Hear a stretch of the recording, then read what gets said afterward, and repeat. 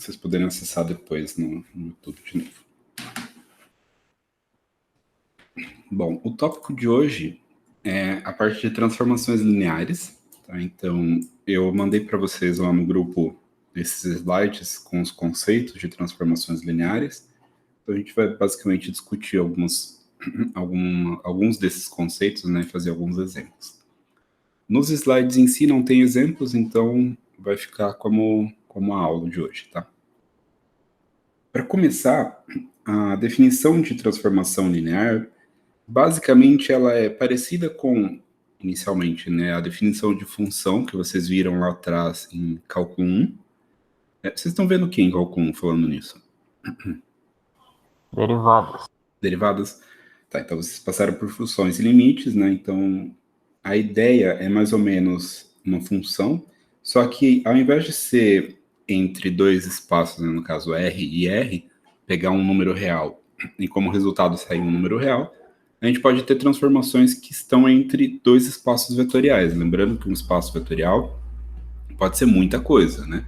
Dentre os que a gente mais trabalha estão os espaços de matrizes, né? Pode ser quadrada, pode não ser quadrada.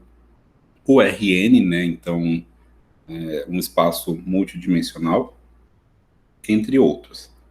O que a gente mais trabalha geralmente é matriz e Rn, então eu vou me limitar a esses dois, mas lembrando sempre que existem vários tipos de espaços vetoriais diferentes, né? Entre eles polinômios, funções e etc.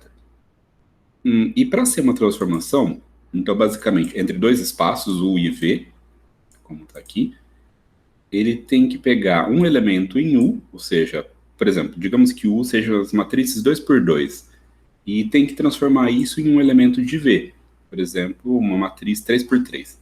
Então ele transforma uma matriz 2 por 2, leva, né, uma matriz 2 por 2 em uma matriz 3 por 3, desde que ele satisfaça duas condições. A transformação da soma tem que ser igual à soma das transformações, ou seja, se eu pego duas matrizes 2 por 2 e somo elas e obtenho um resultado e aplico a transformação, o resultado que seria, por exemplo, uma matriz 3 por 3, deve ser igual à transformação de cada uma das duas matrizes 2 por 2 somadas. Né? Então, não importa essa ordem, se você soma antes e aplica a transformação, ou se você aplica a transformação e soma depois, tá? E a outra condição é que T de qualquer múltiplo de um vetor que você tenha, né, digamos da matriz 2 por 2, seja, na verdade, esse múltiplo da transformação. Então, tanto faz você multiplicar o vetor antes de transformar, ou multiplicar a transformação final já. Então, partindo para exemplos de transformações lineares, né, ou não, digamos que eu tenha, por exemplo, uma transformação que sai de R2 para R3, que pega x e y e leva em x mais y, x menos y e x. Por exemplo, essa transformação aplicada em 1, 2, vai dar 1 mais 2, 1 menos 2 e 1, que é igual a 3 menos 1 e 1. Entendem que o vetor 1, 2, então, está associado ao vetor 3 menos 1 e 1 através da minha transformação T, que sai de R2 para R3? Conseguem enxergar o que essa T está fazendo? Sim. Certo. A questão é, T é uma transformação linear? Para verificar isso, por exemplo, vamos fazer um exemplo antes de fazer a verificação concreta, né? Quanto dá T de 1, 0? Vocês enxergam que vai dar 1, 1 e 1? Sim. Sim, né? E 1, 2 mais 1, 0 dá o vetor 2, 2, correto? Uhum. Se eu aplico T de 2, 2, percebam que vai ficar 2 mais 2, 2 menos 2 e 2, que é 4, 0 e 2, correto?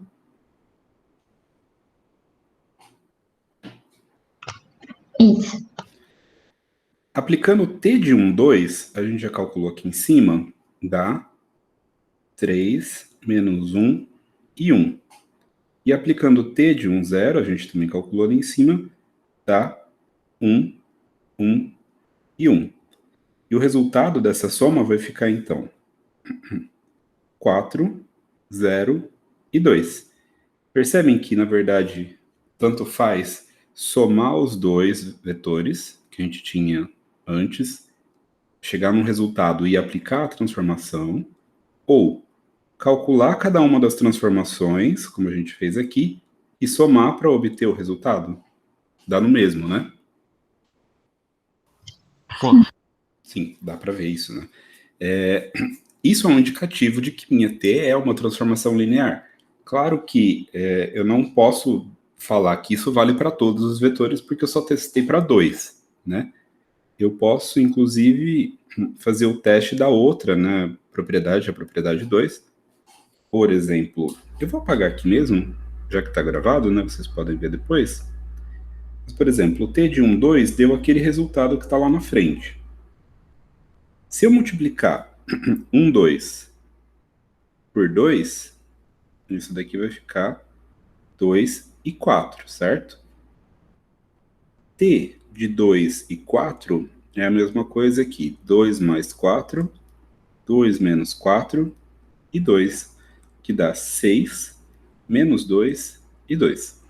Percebam que é a mesma coisa que fazer 2 vezes t de 1, 2. Isso aqui é t de 2 vezes 1, 2, né?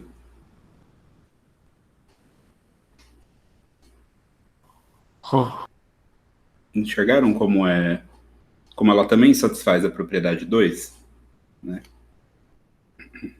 Pelo menos para esse exemplo, né? Mas para verificar que de fato é uma transformação linear, só um segundinho.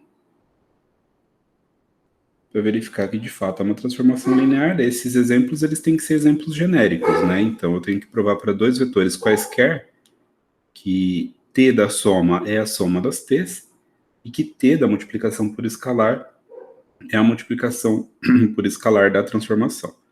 Então, eu vou pegar dois vetores genéricos em R2, por exemplo, eu vou chamar de U o vetor AB e V o vetor CD, certo? E somando U mais V, eu tenho que isso dá A mais C, B mais D. Aplicando T de U, eu tenho que isso dá A mais B, A menos B e A. T de V fica C mais D, C menos D e C. E T de U mais V é a mesma coisa que T de A mais C, B mais D, certo? Que eu acabei de calcular aqui em cima, isso daqui é U mais V. E, portanto, vai ficar primeira coordenada mais a segunda coordenada, então A mais C mais B mais D. Primeira coordenada menos a segunda coordenada, A mais C menos B mais D. E na última coordenada é só a primeira, né? Então vai ficar A mais C. Reescrevendo, só para deixar tudo bonitinho, vai dar A mais B mais C mais D. Na segunda coordenada vai ficar A menos B mais C menos D. E na última coordenada, A mais C. Agora, isso é T de U mais V, né?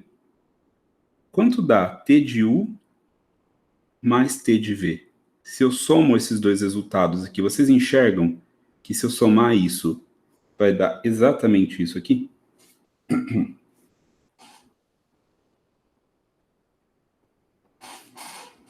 Primeira coordenada com primeira coordenada vai ficar A mais B mais C mais D. Primeira mais a segunda, segunda coordenada mais segunda coordenada vai ficar A menos B mais C menos D, exatamente o que está aqui. Né? E a última coordenada vai ficar A mais C. Sim ou não? Sim.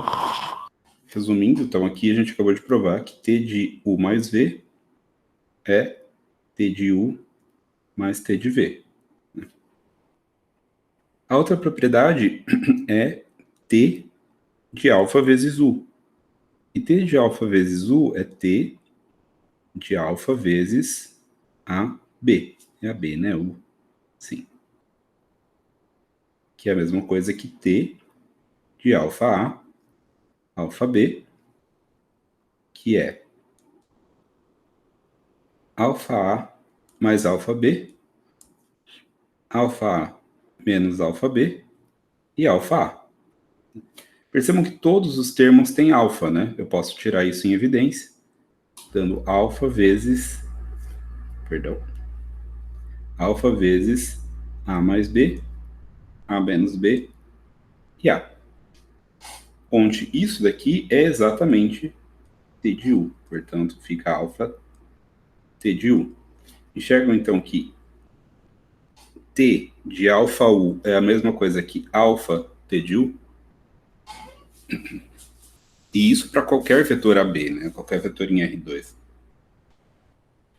Então, se vale essa propriedade e se vale essa propriedade, essa transformação aqui é uma transformação linear, que eu vou chamar de TL. Deu para entender o conceito? Deu sim, professor. Tá? Então, basicamente, a transformação ela tem que manter a soma e a multiplicação por escalar, né, que são duas propriedades importantes para subespaço e espaço vetorial. Né? Antes de falar de kernel imagem, eu vou pegar mais um exemplo de que não é. Depois eu vou transformar ele em um exemplo que é. Eu vou sair de matrizes 2 por 2 e vou levar para R3. Então, eu pego uma matriz X, Y, Z, W e levo em um vetor X mais Y, Z, W mais 1. Será que essa transformação, do jeito que está aqui, é uma transformação linear? Posso fazer uma verificação. Por exemplo, se eu chamar U, o vetor 1, 2, 1, 1, e V, o vetor 1, 1, 1, 1. Tenho dois vetores em M2, correto? E quanto dá T de U? Você consegue me dizer como fica o vetor T de U?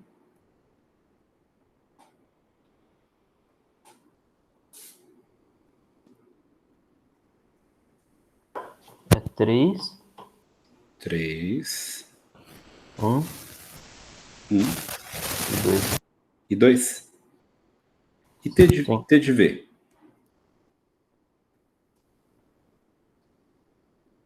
2, 1 e 2.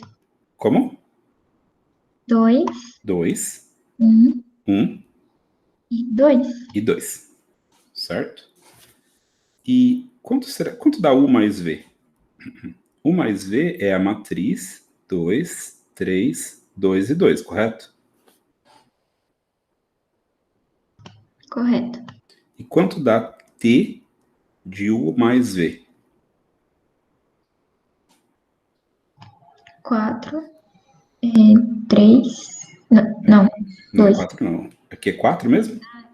Sim. É X mais Y, né? 5. O próximo é 2, né? Isso. E o próximo é 3. 3. Isso daqui que a gente obteve, como U mais V é a mesma coisa que T de U mais T de V? A primeira coordenada, beleza? A segunda coordenada, beleza? E a terceira coordenada?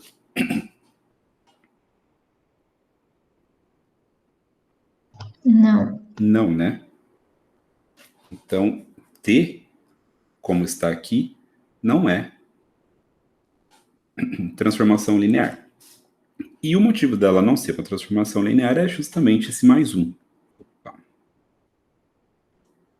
É justamente aquele mais um que estava aqui.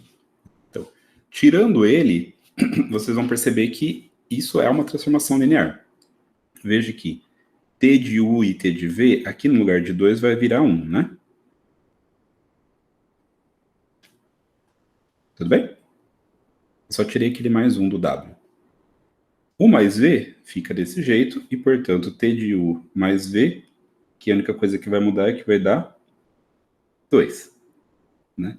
E você vai ver que somando as últimas coordenadas, a gente tem OK para T de U mais V.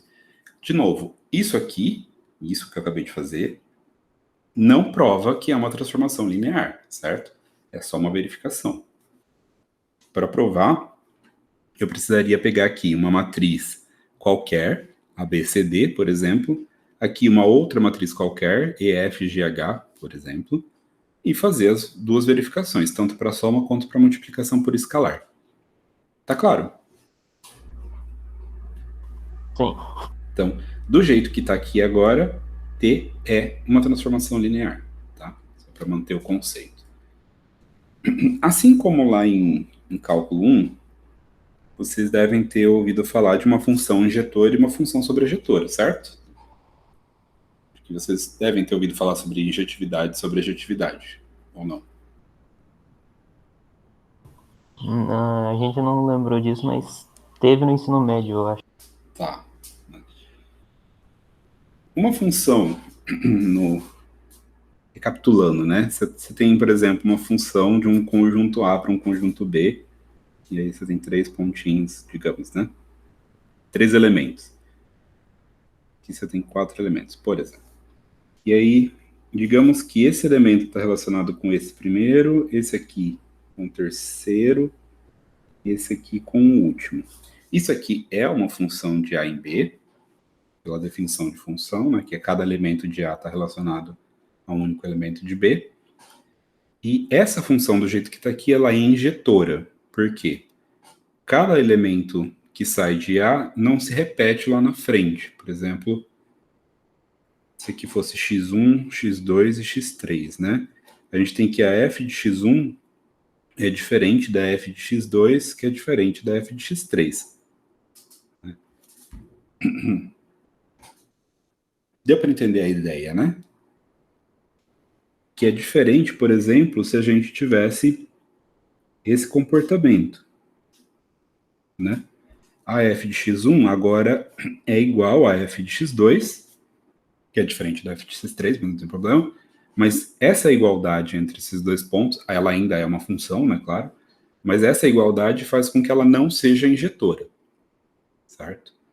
E para ser sobrejetora, essa função do jeito que está aqui, ela não pode ser sobrejetora, ela só poderia ser sobrejetora se eu tivesse, por exemplo, assim.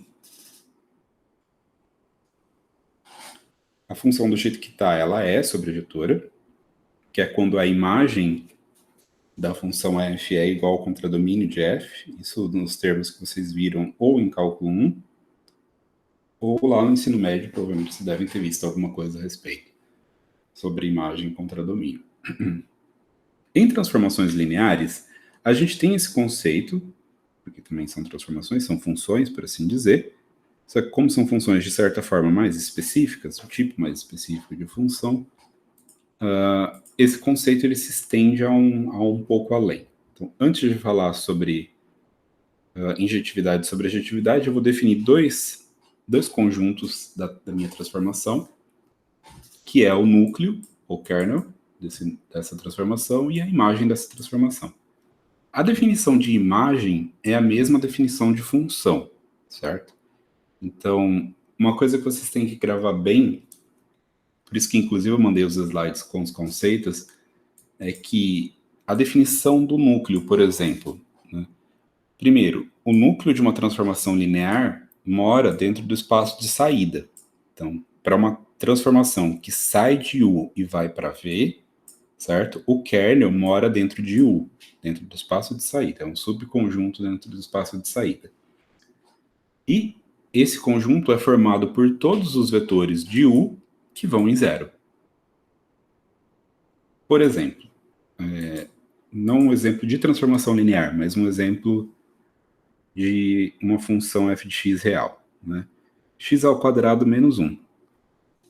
Não é uma transformação linear, tudo bem, mas olhar para o núcleo dessa transformação seria falar aonde seriam os x reais, né? Tais que x ao quadrado menos 1 dá zero. Ou seja, olhar para essa igualdade, f de x igual a zero, certo? E x ao quadrado menos 1 dá zero em 2 pontos, em 1 e em menos 1. Então, esse aqui seria o meu núcleo, né? Olhando para uma analogia. É claro, como eu falei, x quadrado menos 1 não é uma transformação linear, não se aplica nesse caso, mas seria um exemplo para olhar onde a função dá zero. E é importante fixar aqui que é o zero de V, né? Estou falando que a transformação dá zero, mas é o zero do espaço de chegada. Por exemplo, se o espaço de chegada é uma matriz 2×2, então é a matriz 2×2, 0, 0, 0, 0. Né? Se é a matriz 2×3, é a matriz nula com 6 entradas, né? E assim por diante. Tá claro qual que é o conceito de núcleo e imagem? Imagem eu não comentei porque é exatamente a mesma definição de imagem de uma função, né? São todos os elementos em que a minha função, nesse caso, minha transformação t chega.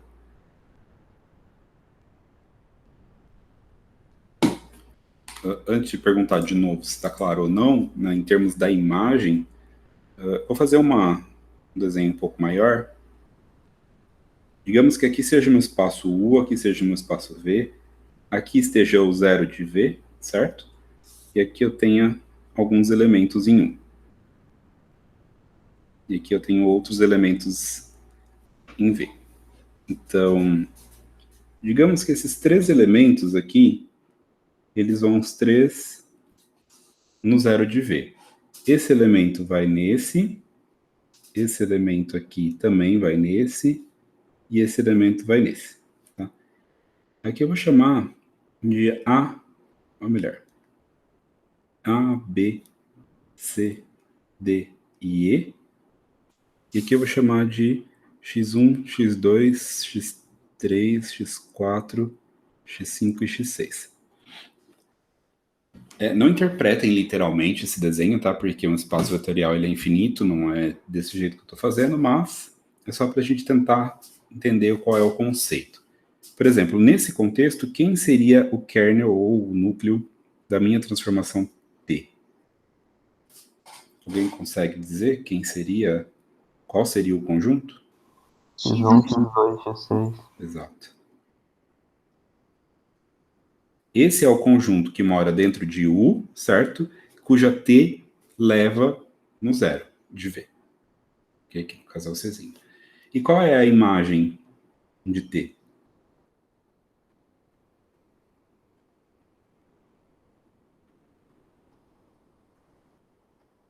A está na imagem de T? Vai ser C, D e E? C, D e E, né? São os caras que recebem a transformação de algum elemento de U. A e B não estão na imagem porque não tem ninguém indo neles. Faz sentido ou não? Faz. Por exemplo, se você tem uma transformação que sai de M2 em M2, matrizes 2×2 em matrizes 2×2. Ela pega uma matriz XYZW e leva em X mais Y, X mais Y, Z mais W, 0, 0. É uma transformação linear, eu não vou provar, mas será que essa matriz 1, 1, 1, 1, isso aqui está na imagem de T?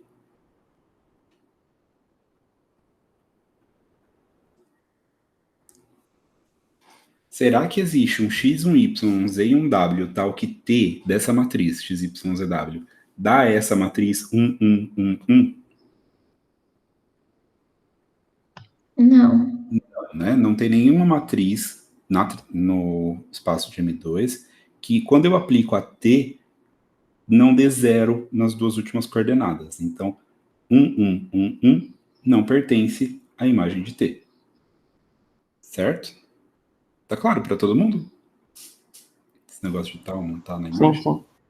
A imagem de T ela é basicamente composta por matrizes do tipo, desse tipo, né? Ou 1, 2, 0, 0, enfim. A gente vai falar um pouquinho mais sobre isso. Mas não pode ter terceira e quarta coordenada nesse exemplo que eu estou colocando. Ok. Então, alguém tem alguma pergunta no chat? Acho que não, né? Eu não estou acompanhando o chat, então não consigo ver. Não tem. Então, duas proposições que saem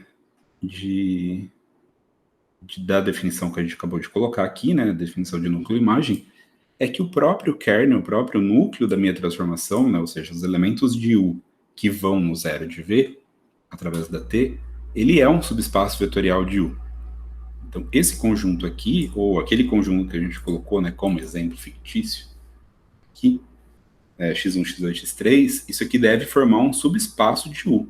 Assim como a imagem também deve formar um subespaço de V. Tá? Então, tenho essas duas proposições que estão aqui. Não é difícil provar. Então, você pega dois, para ser subespaço, lembrem, tem satisfazer duas propriedades. A soma de quaisquer dois caras lá dentro ainda tem que estar lá dentro. E no caso do zero, por exemplo, isso é visível, né? Porque se você pega dois caras que vão no zero e você soma, como tem uma transformação linear, vai ficar t de zero, vai ficar 0 mais 0 lá no final, né? Que obviamente vai dar 0. Então, por exemplo, satisfaz a primeira propriedade para ser um subespaço. Quando você pega a questão do múltiplo, mesma coisa, né? Então, vai acabar sendo um subespaço vetorial, a mesma coisa para a imagem. Inclusive, se quiserem fazer como exercício, é bem interessante para entender como funciona. Provar que esses dois aqui são subespaços. Tá?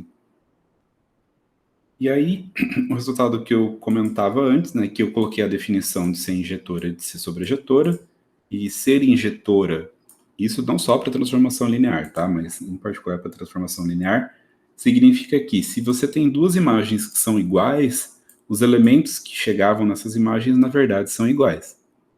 Não tem como você repetir duas T's, sendo que esses dois elementos que estão aqui dentro sejam diferentes. Tudo bem? Se ela for injetora. E para ser sobrejetora, na verdade, você tem que o conjunto todo lá no final, que era o que eu estava falando de contradomínio, né, que na verdade vai ser o espaço vetorial, ele tem que estar contido dentro da imagem. De certa forma, eles têm que ser iguais, né, porque a imagem ela já está contida dentro de V, e se V está contido dentro da imagem, então, na verdade, você tem uma igualdade de conjuntos. E a propriedade, na proposição que eu coloquei aqui no final, é que falar de injetividade, falar sobre essa propriedade aqui, que T de dois elementos não se repetem, é a mesma coisa que dizer que dentro do núcleo você só tem o zero. É forte, querendo ou não, essa proposição, porque injetividade, mesmo lá quando você está falando de cálculo 1, mesmo lá em funções do ensino médio, injetividade não é uma coisa muito simples de verificar. Né? Tecnicamente, você precisa de um gráfico, por exemplo, né? Ou fazer umas verificações com uma prova, né, matemática definitiva. Mas no caso de transformações lineares, você não pode usar gráfico porque você está falando de matriz, polinômio, função, então é difícil, não é palpável, né, não dá para ver graficamente uma transformação. Não sempre, pelo menos. Mas a questão da injetividade, ela se torna um pouco mais complexa de visualizar. Mas esse resultado ele é bom para a gente, porque se a gente conseguir provar que dentro do meu kernel, do meu núcleo, né, o único elemento que vai no zero de V, na verdade, é o zero de U, então, automaticamente, a minha transformação é injetora. Segundo o que eu acabei de falar, essa transformação fictícia aqui, ela é injetora ou não?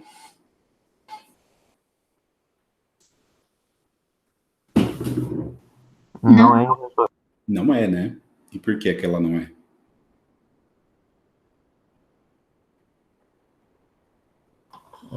Tem um mesmo resultado para vários tipos. Isso. E olhando para o teorema, você pode ver que tem três caras, x1, x2, x3, que estão indo no zero de V, né? Então, se ela fosse injetora, só teria um deles indo no zero. Tudo bem? Então, é isso que está querendo dizer essa proposição. Tá? Se Então, se só o zero vai no zero, ela é uma transformação injetora, e vice-versa. Se ela é injetora, só o zero vai no zero. Vai e vem.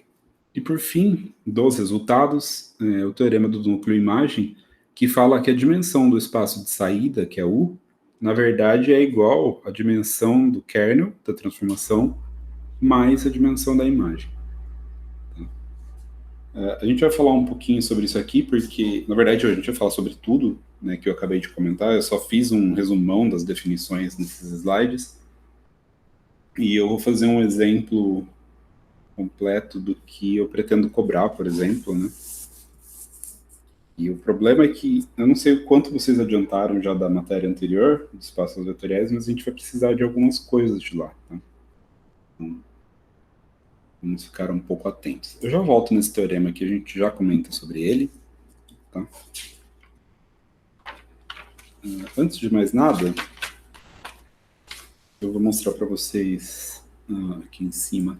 Isso daqui é uma prova que eu apliquei, não sei se foi em 2019, acho que foi em 2019, dessa parte da matéria. Vocês podem ver que o exercício 2, que está aqui, é basicamente o exercício que eu cobrei de vocês sobre espaços vetoriais, né?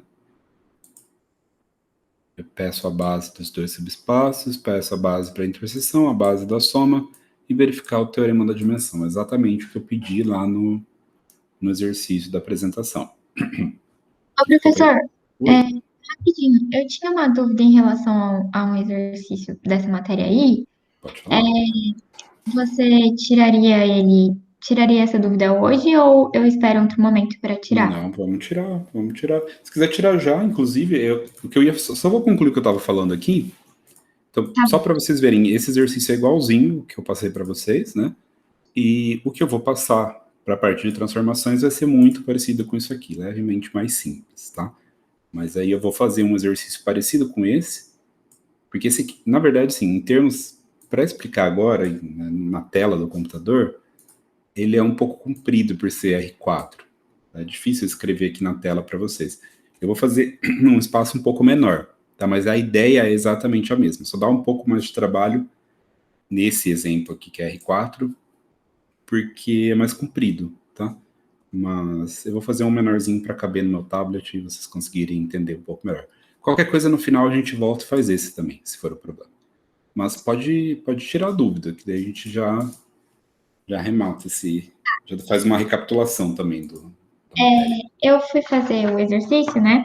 Uhum, E quando eu fui achar a base da intersecção, uhum. eu tô um pouco em dúvida em relação a, tipo assim, o meu Z daria Z igual a W e Z igual a menos W. Aí eu Pera fiquei lá. em dúvida em como Então, aí quando que acontece isso? quando é zero. Quando é zero. Aí eu colocaria zero direto ou eu colocaria alguma letra? É, Fiquei em dúvida nessa parte. mas o que é igual ao quê? Desculpa, é Z igual a W, Z igual a menos W? Assim? Isso, Z igual a W, Z igual a menos W? é, É isso? O único jeito disso aqui acontecer é Z igual a W igual a zero, né? isso. Então, aí eu posso colocar no lugar de Z e W zero direto? Sim, isso pode. Uhum. Ah, então tá bom. Então, Era só isso mesmo, professor. Obrigada. voltando então lá no exercício, eu vou colocar um exercício levemente diferente, que vai ser encontre uma transformação linear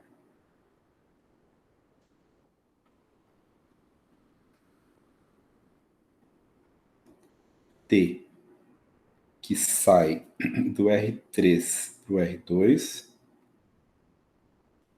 A mesma ideia, como eu falei lá do exercício, né, desse exercício aqui, que eu vou passar para vocês parecido com isso, tal que T de 1, 0, 0 dá o vetor 2, 3, T de 1, 1, 0 dá o vetor 1, 2, e T de 0, 0, 1 dá o vetor 0, 1. Tá? Então eu quero encontrar uma transformação linear, eu não sei quem é essa transformação linear, tal que ela faça ele leve esses três vetores, 1, 0, 0, 1, 1, 0 e 0, 0, 1, nesses outros três vetores, 2, 3, 1, 2 e 0, 1, tá? Primeira coisa, então, eu tenho que encontrar quem é essa transformação linear, e assim como no exercício que eu vou passar para vocês, né, esses três vetores que estão aqui, já que é um espaço R3, tá? Então, isso aqui tem dimensão 3, e, portanto, toda base nele tem dimensão 3. A minha primeira afirmação é que o conjunto, aqui já estou começando a resolução, tá? Conjunto 1, 0, 0, 1, 1, 0 e 0, 0, 1 é uma base para o R3. Já tem três vetores, então para que seja uma base só precisa ser um conjunto LI. Tá? Então a única pergunta que a gente tem que responder é essa daqui. Esse conjunto é LI? Se ele for LI, então vai ser uma base por questões de dimensão, né? Já que a gente está dentro de um espaço de dimensão 3. E a gente tem um conjunto LI com três vetores, certo? Se a gente tivesse que adicionar um vetor a mais, a gente estaria falando que o R3 tem dimensão 4, que não é verdade. E se a gente tivesse que tirar um vetor daqui de dentro, mesmo ele sendo ali, a gente estaria falando que isso aqui tem dimensão 2, o que também não é verdade, né? Então, para verificar que é LI, é só fazer A vezes o primeiro, mais B vezes o segundo, mais C vezes o terceiro,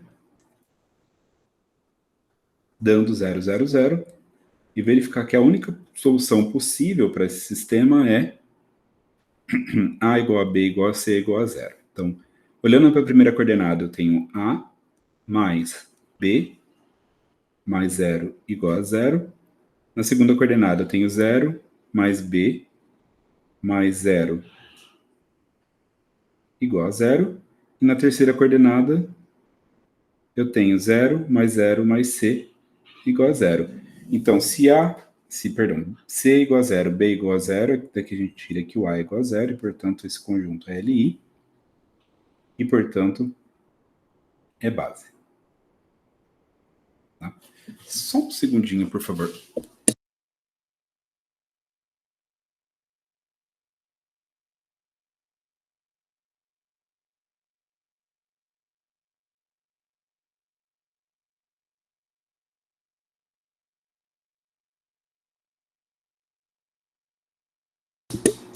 Perdão.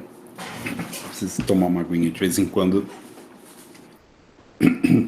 Então, sendo uma base, ele obrigatoriamente tem que gerar todo o R3.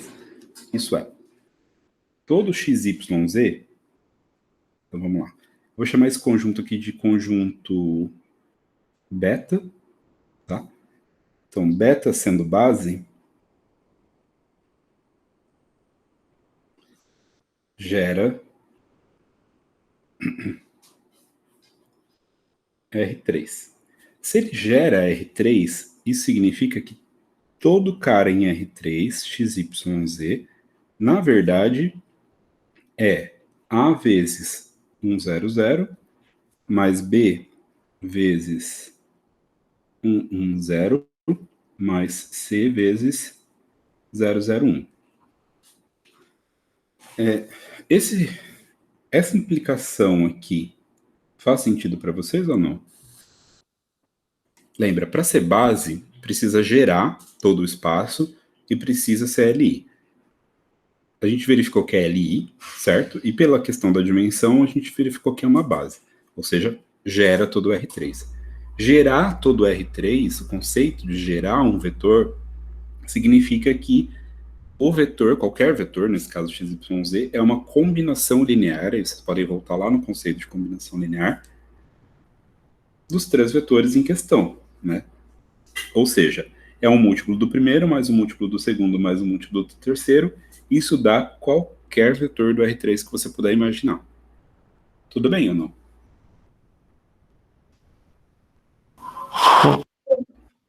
Tá claro, então, que gerar todo R3 significa isso aqui, né?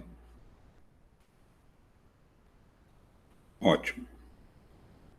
Isso nos remete a um sistema na forma x é igual a a mais b.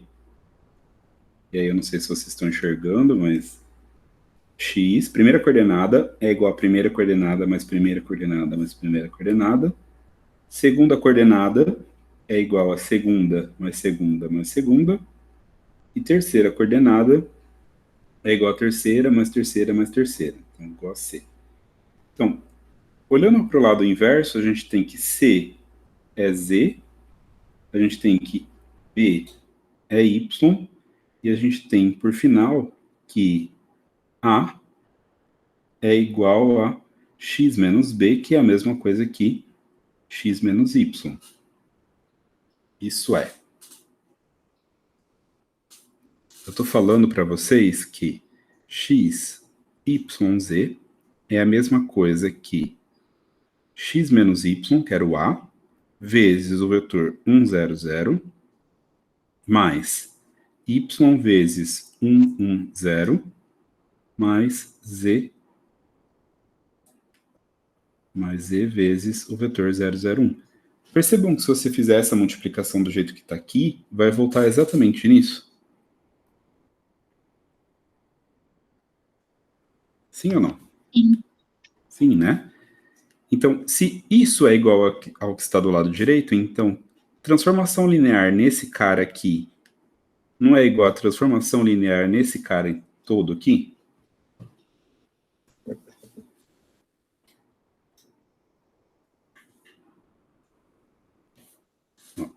Se a gente tem que isso é igual a isso, o que eu estou falando é que t disso tem que ser igual a t disso, né? Se eles são iguais.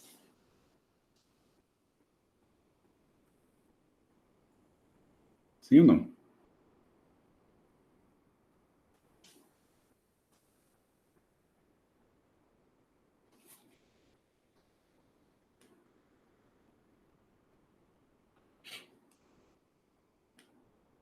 Sim ou não, gente? É sim? Oi? Sim. Mas deu para entender por que eu estou falando que são iguais? Aham. Pela multiplicação ali ficaria igual. Se você tem duas coisas que são iguais e a t está levando do u para o v, vai levar na mesma coisa, né? Já que elas são iguais. É igual, por exemplo, se você tem a função f de x igual a 2x mais 1. Quanto dá f de 1? Não é 2 mais 1? Que é 3? Agora você calcular f de 1. Não é 2 mais 1? Que é 3? Por que isso? Porque 1 não é igual a 1? E eu estou falando que f de 1 é igual a f de 1. Já que é uma transformação linear, que em particular é uma função, né? Bom, então, de olho nessa igualdade, e principalmente do lado direito, lembra, para ser transformação linear, a gente tem duas coisas, né? Que t da soma é igual à soma das t's, e que t da multiplicação por escalar é igual à multiplicação da t. E aqui você pode ver que eu tenho t, opa, tenho transformação de um termo, mais um outro termo. Então, eu posso abrir isso daqui em t de x menos y vezes 1, 0, 0, mais t de y vezes 1, 1, 0, mais t de z vezes 0, 0, 1. Por ser transformação linear,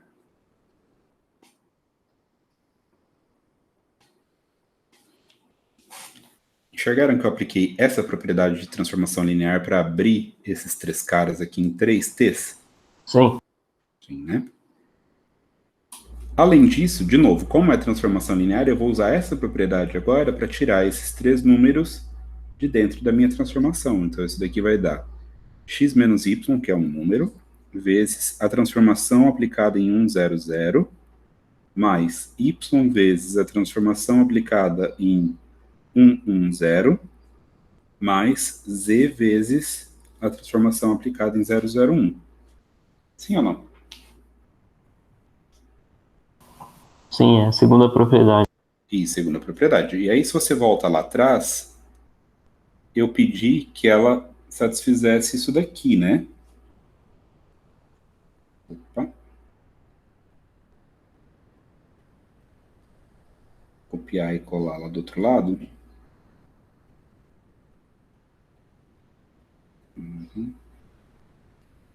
Lembrando, né? Eu tenho que satisfazer essas três igualdades aqui. Isso era lá do exercício. Então, isso vai ficar x menos y vezes t de 100, isso daqui é 23. T de 110, isso daqui é 12. E t de 001 é 01. Então, vai ficar x menos y vezes 23, mais y vezes 12, mais z vezes 01, né? Que vai dar 2x menos 2y, vírgula 3x menos 3y, mais y, 2y, mais 0z. Sim ou não? Sim. Agora, somando primeira coordenada com primeira coordenada com primeira coordenada, vai ficar 2x menos 2y mais y mais 0. E segunda com segunda com segunda, 3x menos 3y mais 2y mais z, que vai dar 2x menos y e 3x menos y mais z. Então, voltando lá para cima, eu tenho que t de xyz é dado por isso daqui. Vou só reescrever aqui embaixo. T de xyz é igual, então, a 2x menos y, vírgula 3x menos y mais z.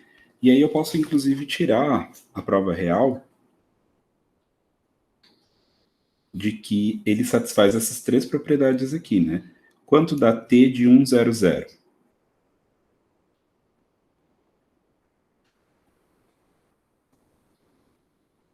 Quanto dá essa t?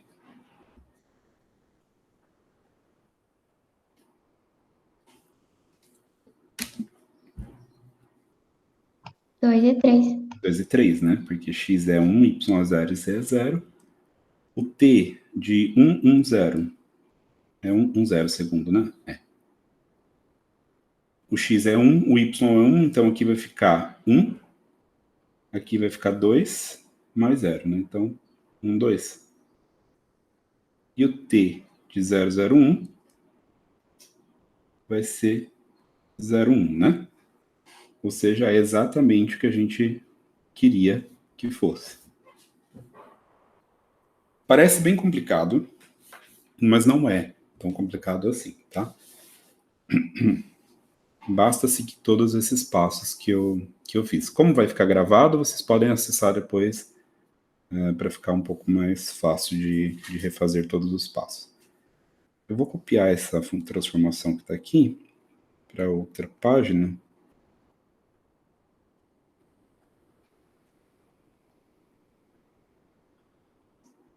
Isso aqui. Não ter que ficar copiando tudo de novo. Bom, então, essa é a minha transformação linear, e agora eu vou responder o resto das perguntas que eu tinha no meu exercício. Então, o primeiro exercício era encontrar a transformação linear que satisfizesse aquelas propriedades, e agora eu quero encontrar uma base para o kernel de T. Então, aqui a gente volta para essa transformação, e o kernel de T, ou o núcleo de T, primeira coisa, a minha transformação ela vai de R3 para R2, correto? O kernel de T é um subconjunto de R3 ou de R2?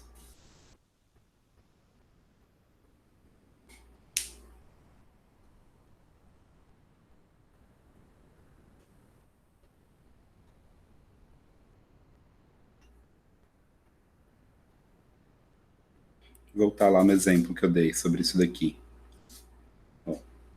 kernel da T que sai de U para V, está em U ou está em V? Tá em U. Ele Tá vai em ser U. o R3, não é? Então, R3, e a imagem vai estar no R2, correto? Isso. Então, o kernel de T são caras da forma XYZ em R3, tais que T de XYZ dá zero, só que o zero aqui é esse zero, certo? É o zero de V.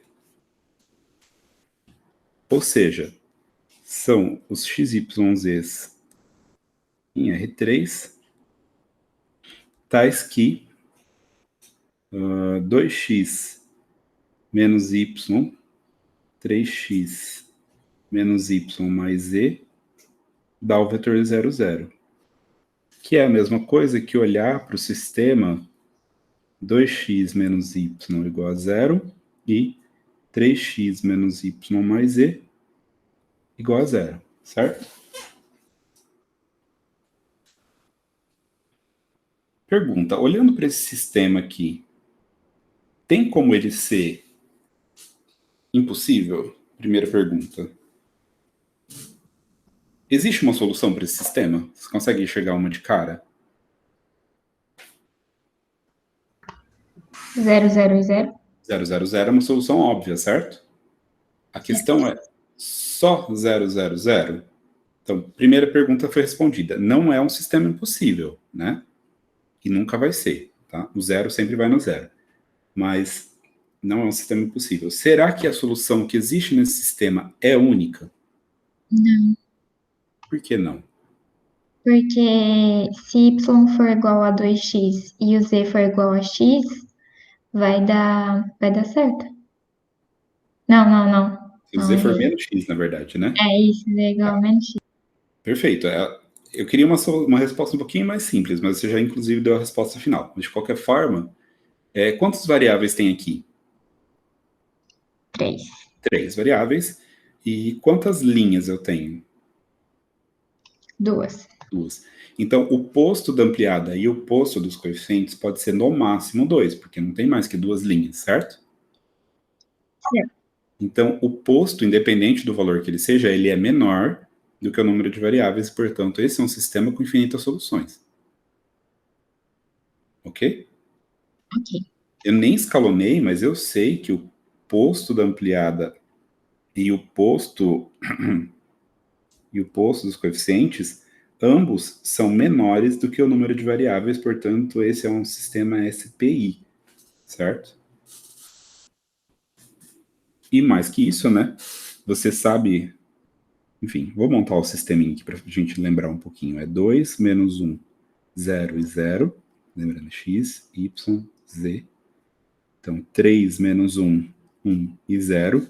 Para escalonar esse sistema, fica L2 recebe 2 vezes a L2 menos 3 vezes a L1. Para zerar esse elemento, né? Então, dá 2 menos 1, 0 e 0. Aqui vai dar 0. Aqui vai ficar menos 2, menos 3 vezes menos 1, ou seja, mais 3. Então, 1. 2 menos 0, 2 e 0 menos 0, 0. Né? Então, a gente sabe aqui que o posto da ampliada é igual ao posto dos coeficientes, na verdade, é 2. Sendo o posto da ampliada igual ao posto dos coeficientes, que é 2, a gente sabe que o grau de liberdade é 3, que é o número de variáveis, menos 2, que é 1. O que significa esse grau de liberdade?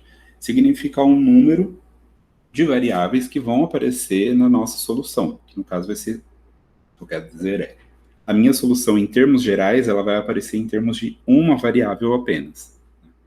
Pode ser, do jeito que você tinha comentado, né? Uma solução para esse sistema seria y igual a 2x e z igual a y menos 3x, que é a mesma coisa que 2x menos 3x menos x. Então, se y for 2x e z for menos x e x for x, isso é uma solução para o meu sistema. Em meus meados. São todos os XYZs, do R3, tais que o Y é igual a 2x, é 2x, né? E o Z é menos x.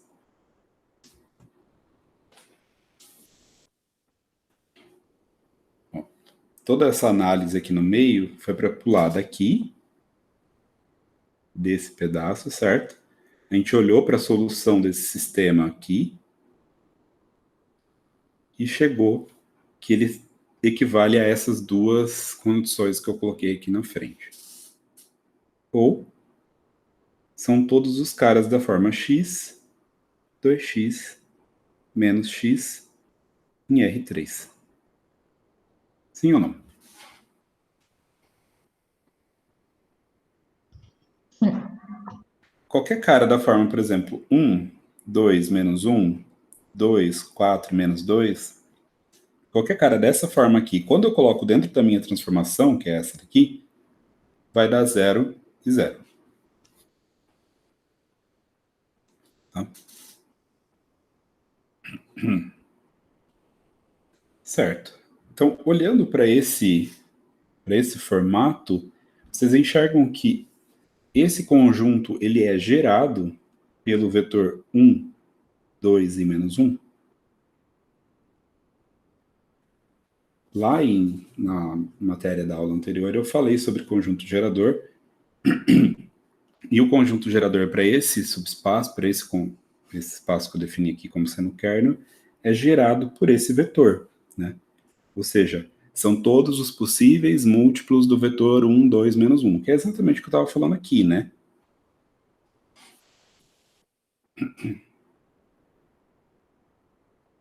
Então, só em termos de notação, isso aqui é a mesma coisa que isso daqui, que os dois, no caso, querem dizer que são todos os vetores do R3 que são múltiplos do vetor 1, 2, menos 1. Certo? Como só existe um vetor, a gente tira que a dimensão, aquela ali é uma base, né? Primeiro. Uma base para o kernel de T ou para o núcleo de T é o conjunto do vetor, esqueci já qual que era, 1, 2, menos 1. Eu não preciso verificar que ele é ali, porque só tem um vetor. Então, isso aqui é ali. Tá? E como ele já gera todo o kernel, então é uma base. Portanto, a dimensão do kernel de T é 1. Tá?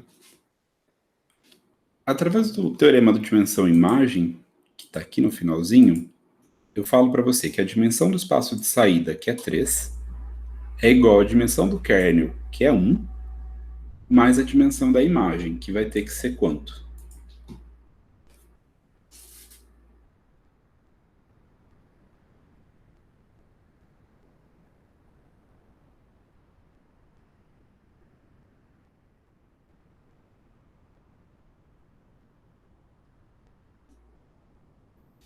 Voltando, né?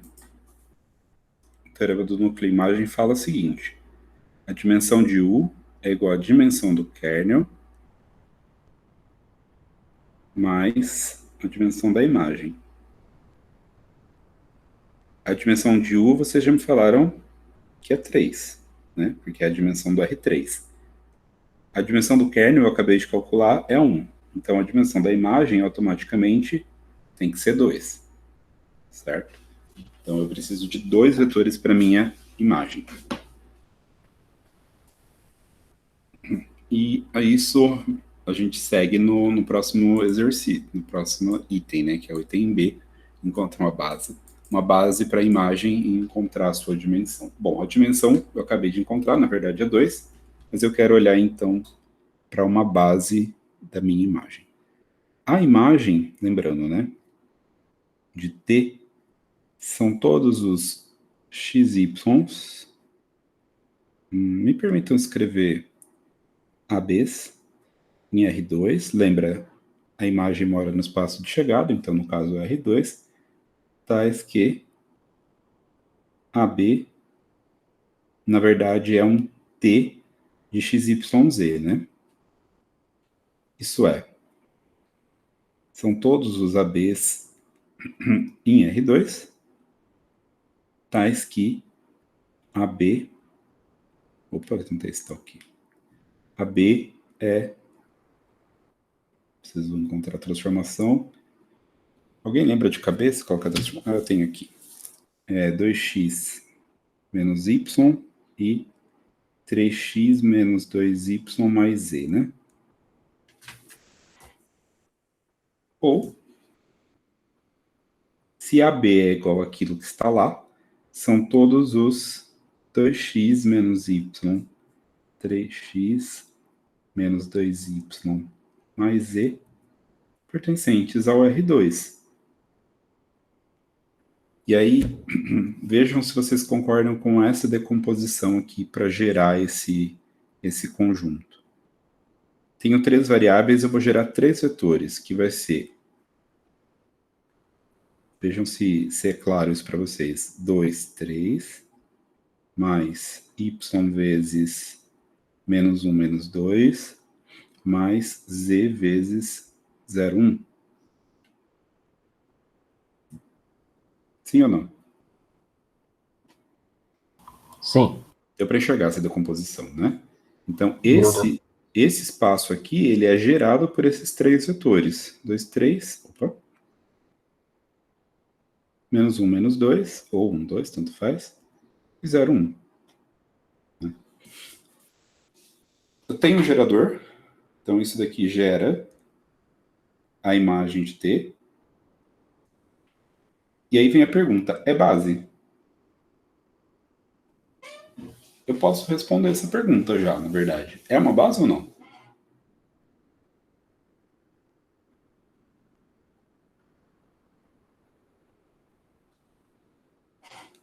Vamos lá, pode chutar. Sim ou não?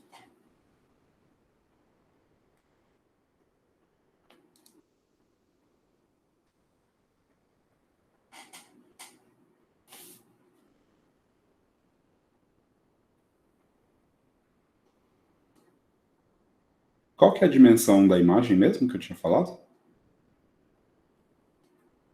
3. Ah, da imagem é 2. 2, né? E quantos vetores eu tenho aqui nesse gerador? Aí tem 3. 3. Então quer dizer que alguém está sobrando, certo? Então, certamente, isso não é uma base, porque isso não vai ser LI, certo? Então, esse conjunto não é base, tá? E eu preciso verificar qual dos 3 eu posso remover. Para isso, a resposta disso sempre vem dessa pergunta. É LI? A gente sabe que a resposta é não. Mas para saber se é LI, a gente pega A vezes o primeiro, que se não me engano é 2, 3, mais B vezes o segundo, que se não me engano é menos 1, menos 2, mais C vezes o terceiro, que se não me engano é 0, 1, e faz dar 0, 0, certo? Nesse caso, a gente tem que 2A menos B é 0. A gente tem que... tá certo. 2A menos B é 0. Então, 3A menos 2B mais C é igual a 0. Daqui desse sistema, a gente tira que B é igual a 2A, a gente tira que C é igual a menos 3A, vai passar lá para lá mais 2B, então vai ficar mais 4A. Vai dar A. Resumindo, nenhum deles tem que ser 0. Então, como? Como? Eu vou escrever exatamente o que eu estou falando, tá? Nem A, nem B e nem C é igual a 0. Podemos remover qualquer vetor. Às vezes acontece, por exemplo, aqui do C ser 0 e o B igual a 2A. E aí eu não posso remover o terceiro vetor, tá? Se no caso o C for 0. Se o B for 0, eu não posso remover o segundo vetor e assim por diante. Aqui eu posso remover qualquer um, eu vou remover o B, tá? Removendo o B,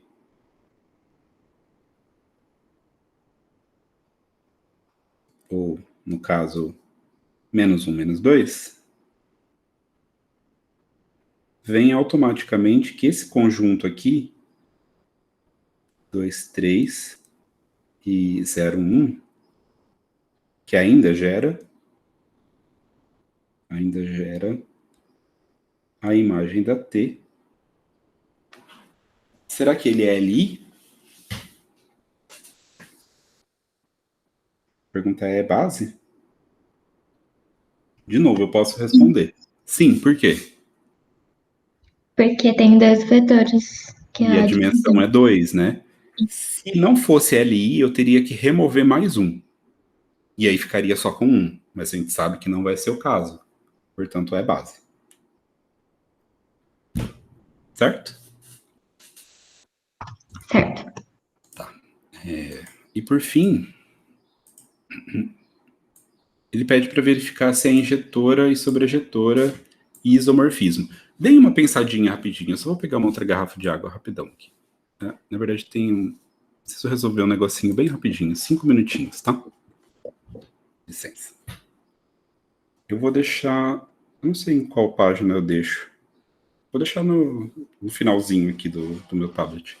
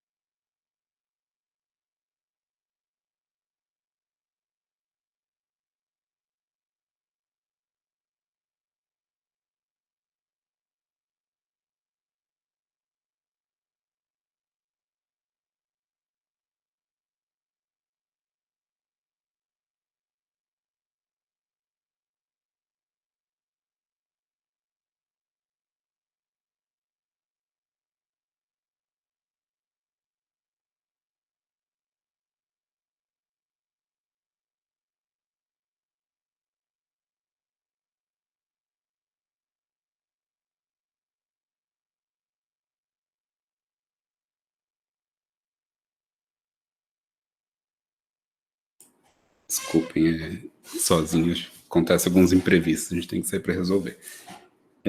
Fizeram algum tipo de discussão enquanto estava fora ou não?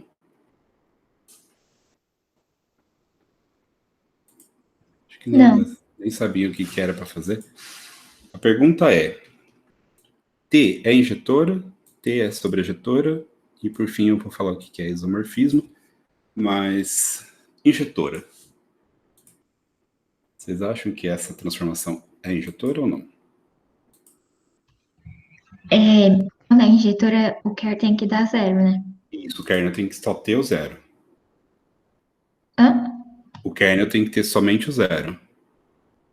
Então, não, né? Então não, porque tem mais gente além do 0, né? Eu cheguei aqui, né? Esse cara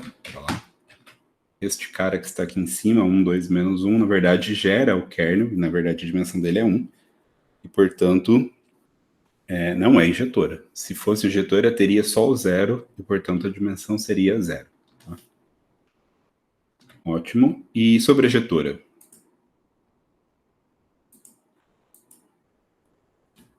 Qual é a dimensão do espaço de chegada?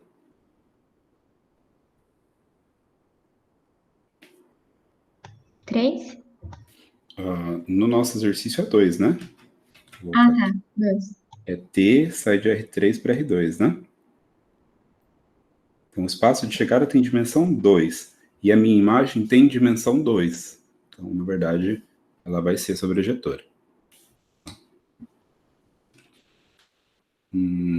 E, por fim, eu pergunto se é um isomorfismo. Isomorfismo é uma palavra que, para transformações lineares, remete à bijeção, ou bijetora.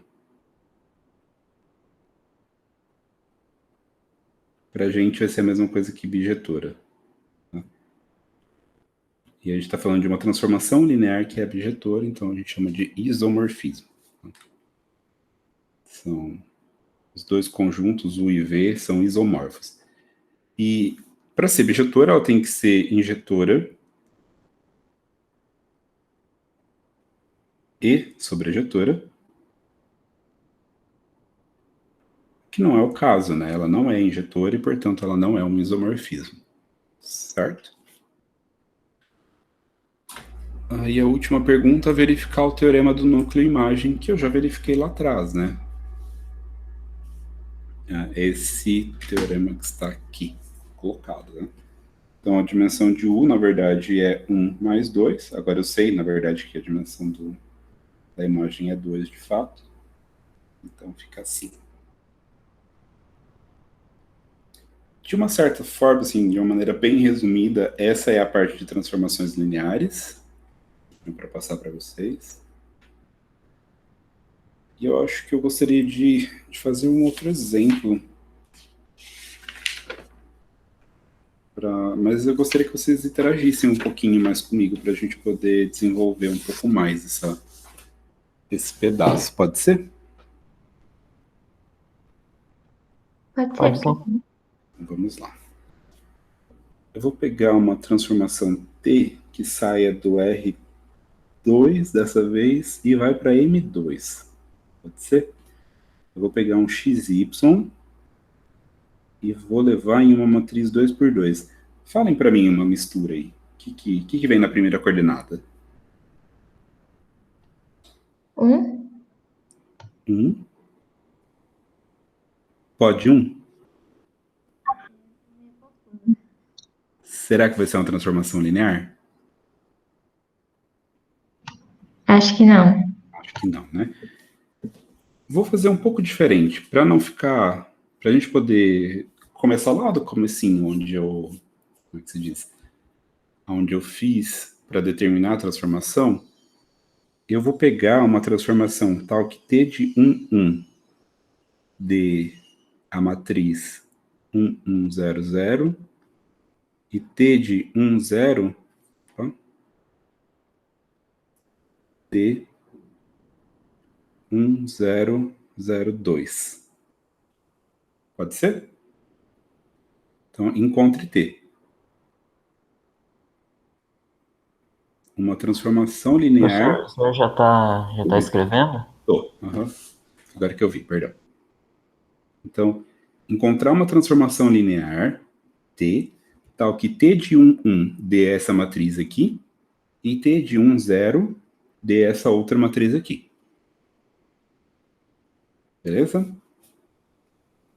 Então, a primeira coisa é o conjunto 1, 1 e 1, 0 é uma base... Nossa, escrevendo tudo junto. Uma base para o espaço de saída, então para R2. Eu não vou verificar, eu nem vou pedir que vocês verifiquem. Podem assumir que quando eu der um exercício assim, para encontrar a transformação linear, esse conjunto que eu dei do lado esquerdo forma uma base para o espaço de saída, tá? Só teria que verificar se é LI, tá? Mas vai ser. Sendo uma base, então sendo base,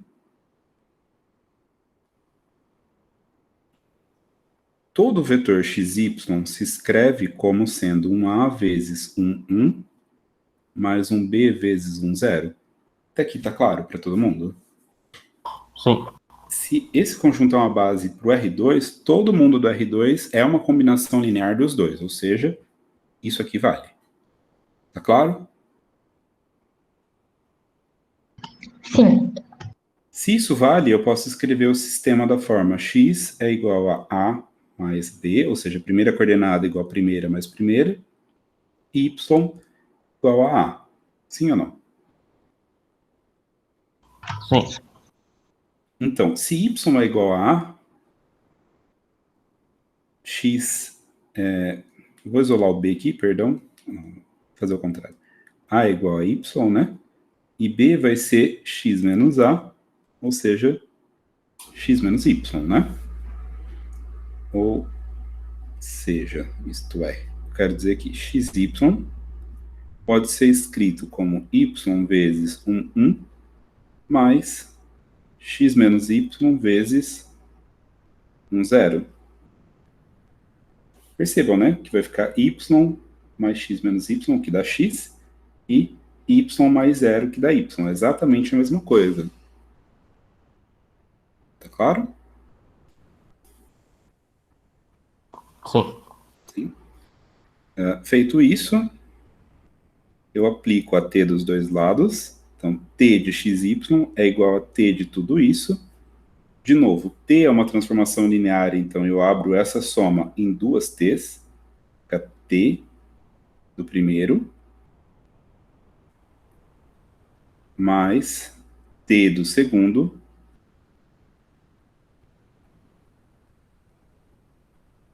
e t, como é linear de novo, eu posso abrir isso tirando a constante para fora.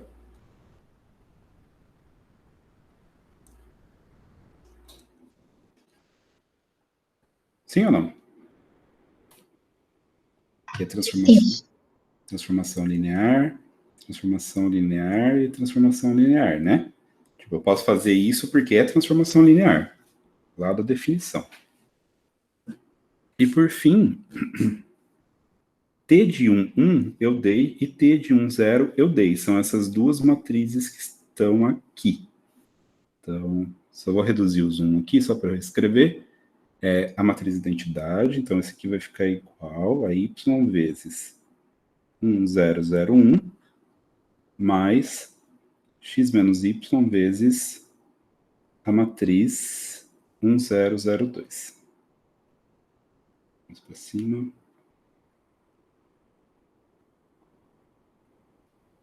Tudo bem? Ou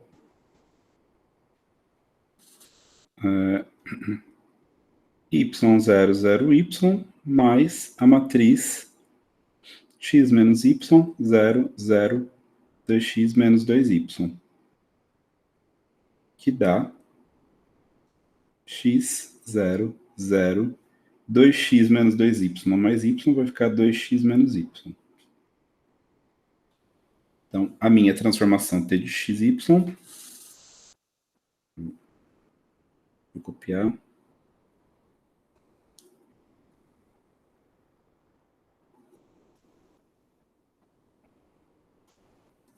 Então, t de xy é igual a esta matriz aqui.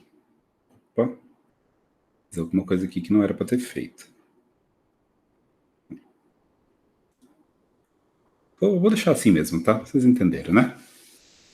Não ter o trabalho de ficar movendo o negócio de lugar. Então, essa é a minha transformação. E a partir dela, eu vou olhar então para o kernel e vou olhar para minha imagem. Bom, olhando para o... Tudo bem que é essa transformação linear? Sim. Tanto que se eu calculo, né, t de... era 1, vai dar 1, 0, 0, 2 menos 1, 1. E o t de... era 1, 0, 0, 1, agora eu não lembro, acho que era 0, 1, né? Não, 1, 0. Dá 1, 0, 0, 2, né? Então, satisfaz o que eu queria. O kernel da minha transformação T é um subconjunto do R2, então são caras da forma XY em R2, tais que T de XY dá zero, só que o zero é esse zero aqui, né? O zero de M2. Bom, é a mesma coisa, então, que o conjunto dos caras em R2, tais que x0, 0, 2x menos y é igual a 0, 0, 0, 0. Olhando para esse sistema, a gente tem que x é 0, 0 igual a 0, 0 igual a 0 e 2x menos y igual a 0. Conclusão, x é igual a y, que é igual a 0. Sim. Ou seja, só tem um cara dentro do kernel, que é esse cara aqui. Tá? Quando isso acontece, inclusive, a gente fala que a dimensão do kernel é 0, tá? Não é 1. Não tem nenhum vetor LI lá dentro, só tem o 0 mesmo. Isso responde uma outra pergunta que vai ser feita adiante, que é qual? Se é injetora. Se é injetora. E a resposta para esse caso é? E a injetora. É injetora. Né?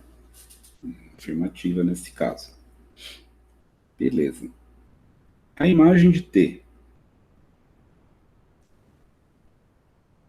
Pergunta, esse vetor aqui, essa matriz, será que ela está na imagem de T?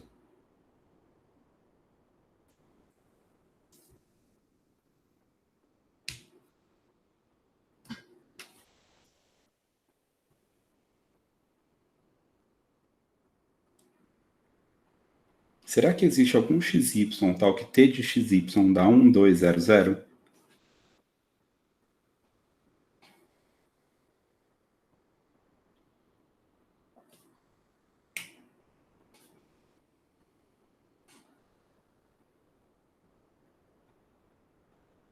Acho que não.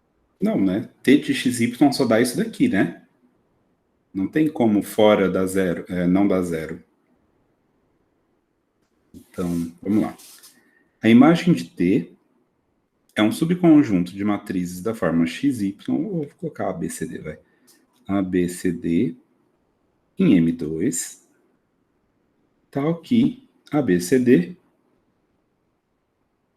é um T de XY para algum XY, né? Isto é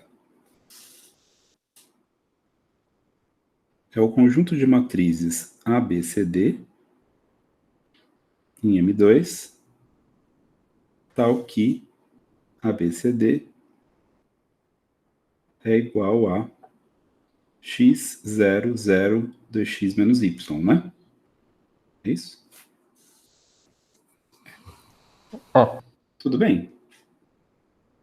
Daqui você vê que A é x, o B obrigatoriamente tem que ser 0, o C tem que ser 0 e o D tem que ser 2x menos y. Sim ou não? Sim. Então, é o conjunto de matrizes em M2 da forma x0, 0, 2x menos y em M2. E esse conjunto é gerado por quantos vetores?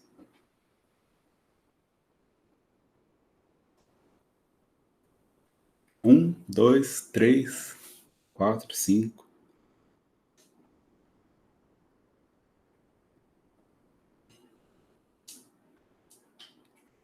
Eu quero abrir essa matriz x0, 0, 2x menos y em um conjunto de geradores. Quantos geradores vocês acham que tem?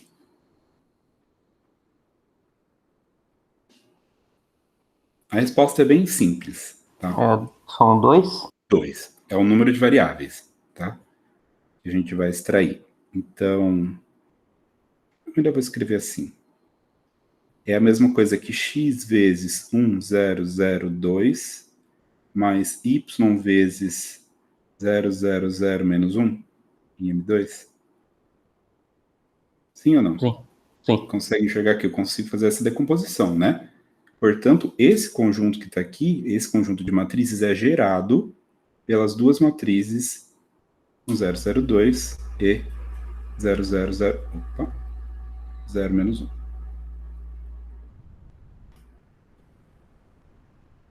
Tudo bem? E aí vem a pergunta, será que esse conjunto é Lie? E eu vou fazer uma análise de acordo com o teorema do núcleo imagem. A dimensão de U é igual à dimensão do kernel mais a dimensão da imagem. A minha T sai de R2 para M2, né? Então, isso daqui vale quanto? Vale 2. 2. A gente calculou isso daqui, vale 0, né? Mais a dimensão da imagem, que tem que ser, nesse caso, Tem que ser 2. 2. Portanto, eu nem preciso verificar, esse conjunto que está aqui embaixo é Li. Porque se ele não fosse, eu teria que tirar 1, e a dimensão da imagem seria 1, e não 2, certo?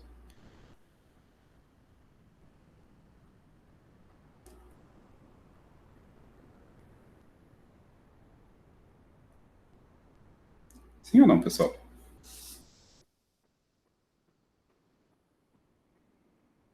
Sim, professor. Deu para entender a análise que eu fiz, né?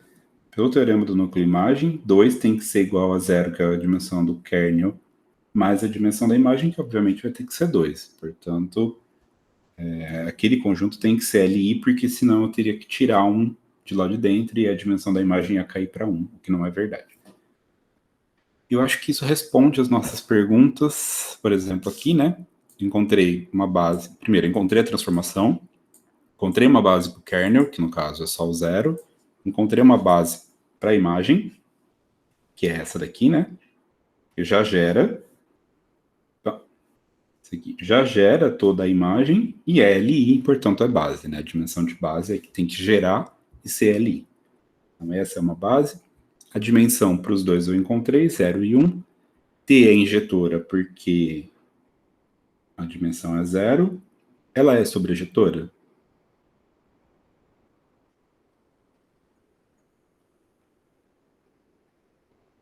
Qual que é a dimensão da imagem mesmo? 2, né?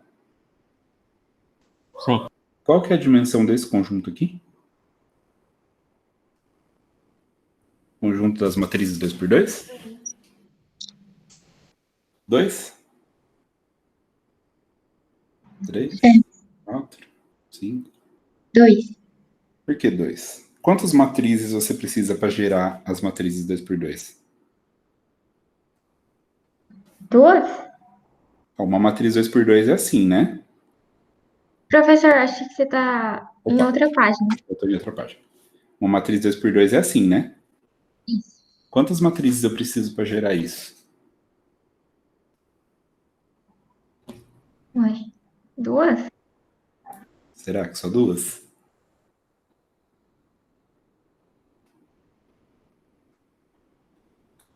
Você consegue dar um exemplo de 2 matrizes que geram todas as matrizes 2 por 2, só com 2?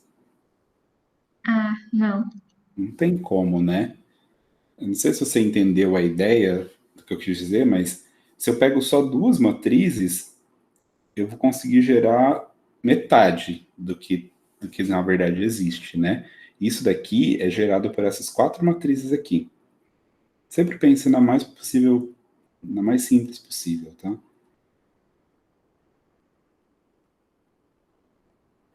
Esse conjunto é um conjunto que gera todas as matrizes 2 por 2 e é um conjunto Li.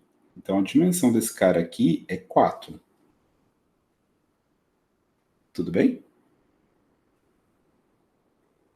Sendo a dimensão da imagem igual a 2 e a dimensão então, do contradomínio igual a 4, vocês acham que o contradomínio está contido dentro da imagem? Não. Não, né? Então, não é sobrejetora e também não vai ser isomorfismo, porque para ser isomorfismo tem que ser injetora e sobrejetora ao mesmo tempo. Tá? E o teorema do núcleo imagem, mais uma vez, eu já verifiquei. Vamos a uma conta, antes de mais nada, sobre essa questão de isomorfismo, injetora sobre ejetora. T, saindo, por exemplo, de R5 em R4.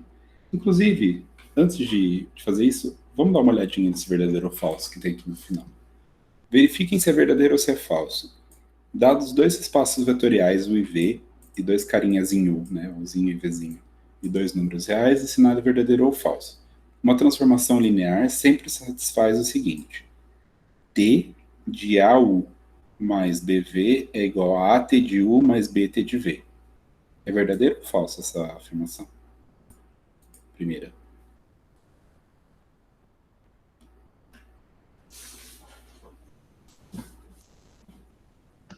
É verdadeiro? É verdadeira, tanto que eu usei ela várias vezes, né? Para encontrar a São aquelas transformação. duas propriedades. Isso. É a mistura das duas, né?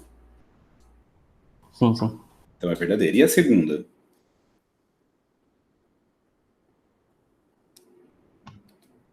Eu acho que é falso. É falsa, né?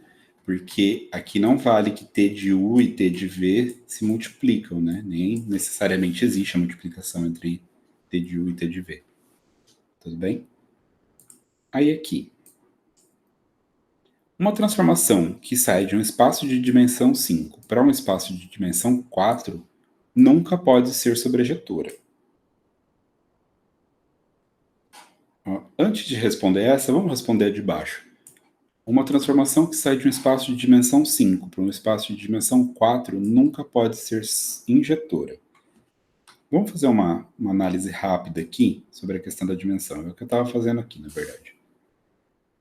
De novo, a dimensão do R5 é igual à dimensão do núcleo mais a dimensão da imagem, correto? Esse é o teorema do núcleo-imagem, certo? Certo. Então, isso daqui é 5. Qual é o máximo da dimensão da imagem? O máximo é 5.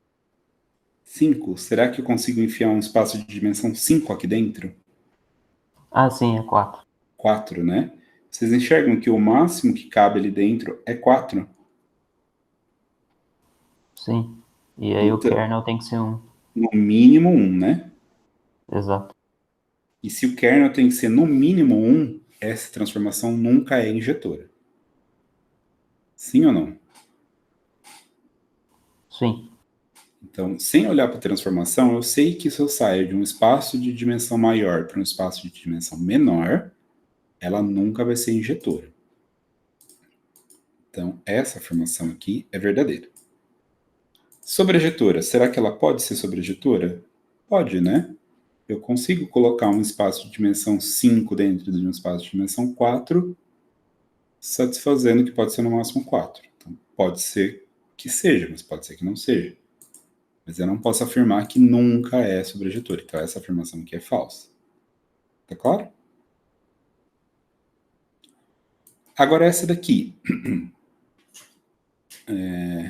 Uma transformação que sai de um espaço de dimensão 4 para um espaço de dimensão 5 nunca pode ser sobrejetora. Aí a gente volta de novo para esse caso, só que agora invertida, né? Aqui é 4 e aqui é 5. É M2, mas é a mesma dimensão. Então, isso daqui é 4, correto? De novo, qual que é o máximo? Qual que é o mínimo do kernel mesmo? 0, né? Sim. E o máximo da dimensão da imagem vai ter que ser... Pode ser 5?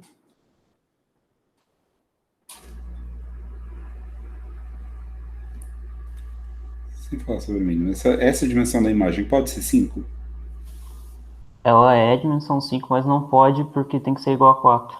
Não, ela não pode. Ela não é, na verdade. A imagem não tem dimensão 5. Ela tem 4.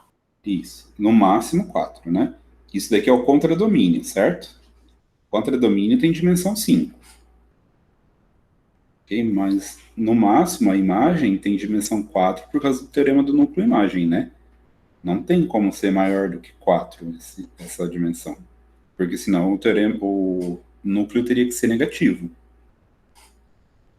Entende? Que se aqui fosse 5, aqui teria que ser menos 1 para continuar valendo a igualdade, né? Sim. Portanto, se aqui é 4 e o contradomínio é 5, essa transformação que está aqui nunca pode ser sobrejetora, né? Pense em questão de tamanho. Se sai de um maior para um menor, não tem como eu... Perdão, aqui, né? Sai de um maior para um menor, não tem como eu não repetir. Certo? Se sai de um menor para um maior, não tem como eu cobrir todo mundo. Deu para entender a ideia? Deu. Então, maior para menor não tem como não repetir, portanto, ela nunca pode ser injetora. E saindo de um menor para o maior, não tem como cobrir todo mundo, e, portanto, ela nunca vai ser sobrejetora. Tá? Bom, acho que da aula de hoje seria isso. Fica para a última parte do conteúdo, a parte de autovalores e autovetores. Tá? Na verdade, é algo bem simples. O que eu vou passar, pelo menos, é algo bem simples. Só quero explicar para vocês como calcula. É uma coisa que talvez vocês vão ver mais para frente no curso. Eu não tenho certeza se na parte de... lá no quinto ou no sexto período, se não me engano, talvez vocês voltem a ver essa parte de autovalores e autovetores. Mas como está meio distante, não vale muito se aprofundar agora nesse tema. Mas, de qualquer forma, a gente vai trabalhar um pouquinho, tá? Na próxima aula síncrona.